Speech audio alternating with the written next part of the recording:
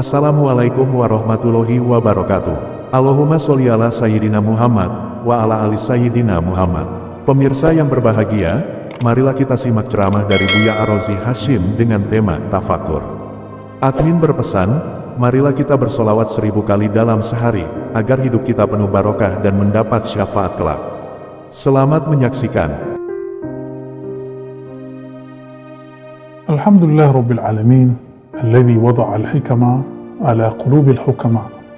Allahumma salli ala sayyidil hukama wal mufakkirin, Sayyidina Muhammad wa ala alihi wa ashabi jama'in. Sahabat dimulakan Allah, kita sampai kepada tema tafakkur. Bagaimana cara memahami tafakkur dari perspektif qalbu? Maka kami berikan sebuah ilustrasi yang disampaikan oleh Imam Al-Izz atau Izzuddin bin Abi Salam dalam kitabnya Halul Rumuz wa Mafatihul Kunuz. Apa kata beliau? Annal khalqa kullahum atfal fi hijri tarbiyatil khalq. Sebenarnya semua makhluk itu dalam tarbiyah Allah SWT diperlakukan seperti anak kecil. Jadi kita ini seperti anak kecil. Bayangkan kita dulu kecil, apakah langsung diberi nasi? Waktu kita kecil diberi ASI atau nasi? Sahabat jawab sendiri, tentu kita diberi ASI. Kenapa? Karena nasi belum cocok untuk jadi makanan bayi. Ketika beranjak jadi anak-anak diberilah bubur, karena anak-anak balita tidak lagi pantas, tidak lagi cukup, tidak lagi bisa memenuhi kebutuhannya jika diberi ASI. Berlanjut nanti jadi anak-anak lebih dewasa lagi, remaja, sampai kemudian seumuran seperti kita. Apabila analog ini bisa dipahami, maka hubungan kita dengan Allah boleh secara akliyah boleh disebut hubungan tafakkur, hubungan renungan. Bagaimana kata merenunginya? Allah Subhanahu wa Ta'ala memberikan ma'rifat, memberikan pengenalan sebagai gizi kolbu, gizi rohani, tergantung umurnya.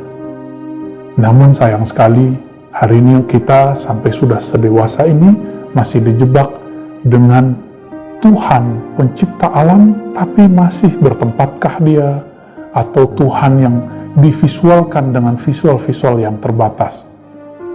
Sahabat dimulakan Allah, ketika orang masih memvisualkan Tuhan, apa bedanya dia dengan anak kecil yang mengatakan Tuhan di atas? Tuhan bisa begini, begitu, dan itulah bayangan anak kecil. Dan itulah makanan rohaninya. Yang penting dia percaya Tuhan.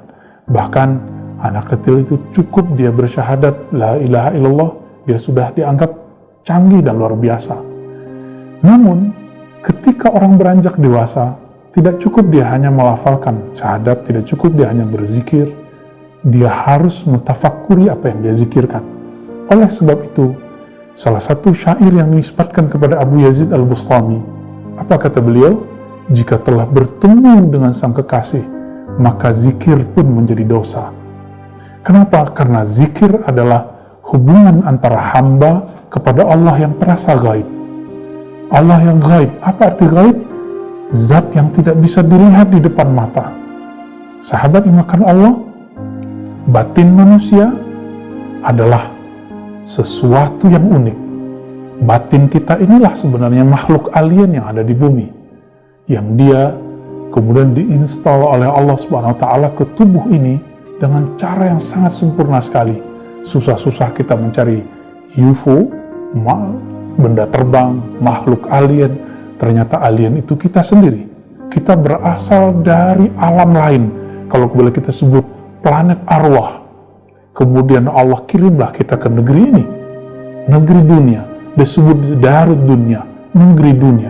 Apa arti dunia? Dunia adalah negeri yang dekat. Dunia juga berarti dunia ad-daniyah, sesuatu yang rendah. Dunia juga berarti sesuatu yang masih awal, masih ada akhir yang panjang. Sahabat yang dimulakan Allah, orang-orang yang bertafakkur, mereka memberikan makanan untuk intelektualnya, untuk akalnya, untuk rohaninya, bukan lagi makanan yang diberikan untuk anak kecil, bukan lagi menghafal. Maka Kalau orang bertanya, manakah yang lebih afdal, mengejar 1 juz setiap hari baca Quran atau memahami 1 ayat 1 tafsir setiap hari? Maka ulama kita mayoritas mengatakan yang lebih diutamakan adalah membaca 1 ayat, memahami isinya. Karena ayat itu untuk difahami, bukan hanya untuk dibaca.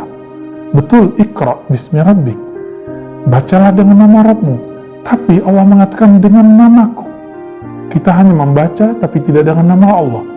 Maka kami mengajak, jika teman-teman ingin membaca Al-Quran, maka sebelum membaca, hadirkan, tawajuhkan kalbu untuk mengingat, untuk merasakan kehadiran yang menurunkan Al-Quran. Maka bercampurlah di situ az-zikru wal fikru, zikir dan tafakkur. Sahabat dimulakan Allah, ketika rohani orang itu menjadi dewasa, dulu di waktu kecil kita mainannya mobil-mobilan. Ketika dewasa maunya mobil beneran. Dulu rumah-rumahan, sekarang maunya rumah beneran. Begitu juga dulu orang-orang itu mencari Tuhanan, maka hakikatnya dia sedang mencari Tuhan yang sejati, pemilik alam semesta ini. Maka pemikiran yang membuat orang sampai ke sana, inilah disebut tafakkur yang sejati. Dan Allah mengabadikannya dalam surah Ali Imran ayat 191, diiringi antara ahlu zikr dengan ahlu fikr. Allah subhanahu wa ta'ala menyebut mereka dengan ulul albab. Kenapa Allah tidak menyebutnya ulul qalb? Orang yang punya kalbu, enggak. Disebut ulul albab, karena albab itu jamak plural dari lub. Apa arti lub? Lub itu inti dari kalbu. Disitulah Allah menyimpan rahasianya. Ketika orang berzikir, habis zikir muncullah fikir. Habis fikir, itulah orang memasuki area yang disebut area lub. Dia sedang berbicara dengan dirinya yang sejati. Setelah itu, baru dia berbicara dengan pencipta alam yang hakiki, Allah subhanahu wa ta'ala. Inilah yang dikatakan oleh para ulama kita, man arafa nafsahu faqad arafa rabbahu. Siapa yang mentafakuri dirinya, mengenali dirinya sedalam-dalamnya, maka nanti dia akan sampai kepada Rabbnya, Allah subhanahu wa ta'ala. Inilah yang dikatakan oleh para ulama kita, sebuah kalam-kalam ilham, bahwa Allah subhanahu wa ta'ala berdasarkan ayat itu, wa nahnu aqrabu ilaihi min hablil warid, kami lebih dekat kepadanya daripada urat nadinya, daripada dirinya sendiri. Wa huwa ma'akum aina ma kuntum, dia bersama pun kamu kemanapun kamu berada. Maksudnya kita dapat menemui Allah dimanapun.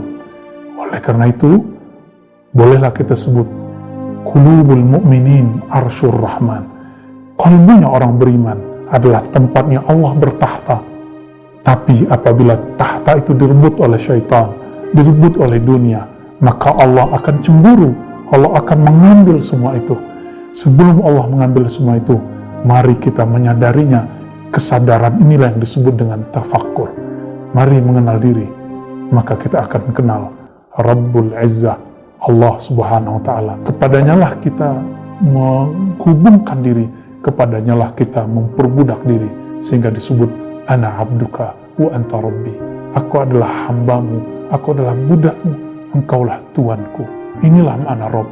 Mari bertuan kepada Tuhan hakiki, Allah Rabbul Alamin, yang kita ulang 17 kali setiap salat.